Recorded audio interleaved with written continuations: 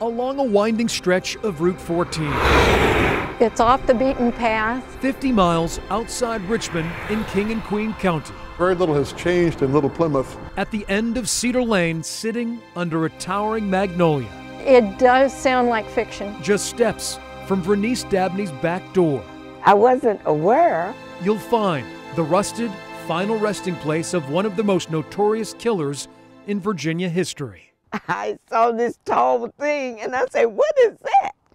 And he said, "Oh, that's the tombstone." And I said, "What?" Thomas Claverius, a respected, well-groomed attorney. Tommy seemed like a very sweet, innocent guy. He was a Sunday school teacher back at home. But the straight-laced man, so full of promise, was hiding a dark secret. He's looking very dapper, very confident.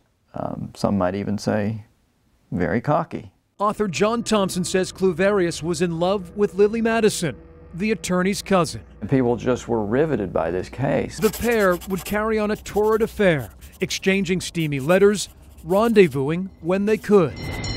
In the summer of 1884, Lily would become pregnant, setting in motion a series of events, the likes of which were never before seen in the River City. He probably lured her to Richmond with the promise that he could fix this somehow. Historian Sheldon Richardson says the couple's closeted romance takes an unexpected turn. He became more and more desperate. The young lawyer hatches a sinister plan. She'd even said to her employer, I have a feeling something bad is going to happen to me there. On a bone-chilling night in March of 1885, witnesses see Lillian walking with a man near Hollywood Cemetery. It was Friday the 13th, the last time Lillian Madison was seen alive. She'd received a blow on the side of her head that probably would have been enough to kill her. The next morning, a caretaker finds Lillian's body floating in a reservoir. It was found that she had the mud from the bottom of the reservoir clenched in her hands. There were footprints around, two different sizes apparently.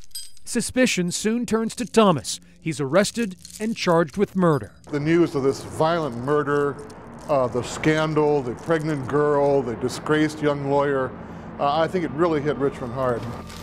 Front pages from Boston to Britain would carry stories of the riveting trial. This case garnered huge amounts of attention. I compared it to the O.J. case. But Claverius vehemently denies the charges. Claverius built a facade of innocence and calm. Prosecutors would introduce damaging evidence like a watch key found at the crime scene.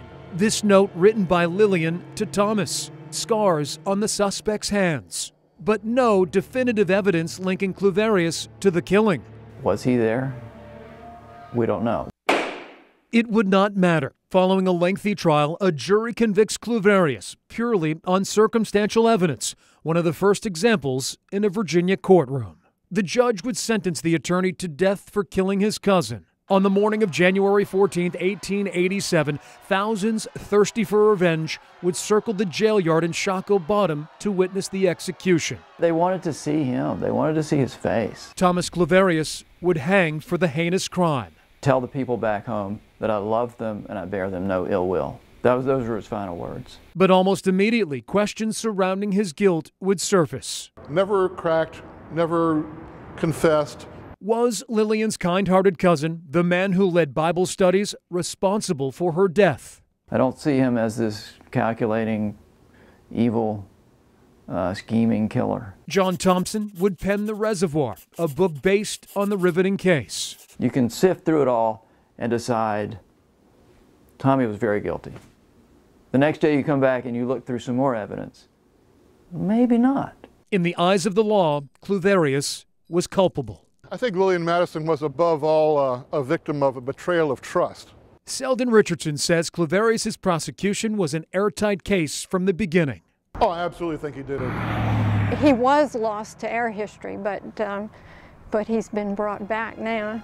Back in King and Queen, native Thomas Claverius is far from embraced.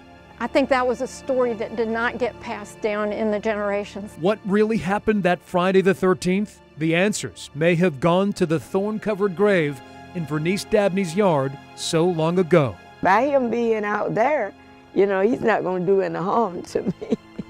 I just made up my mind that the dead is dead.